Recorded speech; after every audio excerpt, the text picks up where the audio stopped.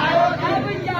አብይ አህመድ የኦነግ ሸኔ መስራች እንጂ የኢትዮጵያ መሪ አይደለም።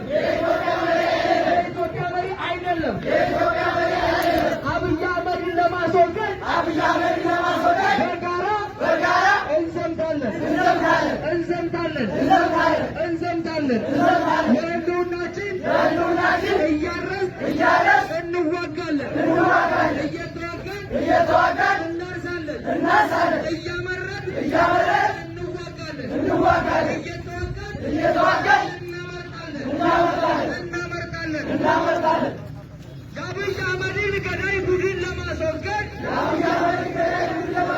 በጋራ እንዘምታለን። የአብይ አህመድን ገዳይ ቡድን ለማስወገድ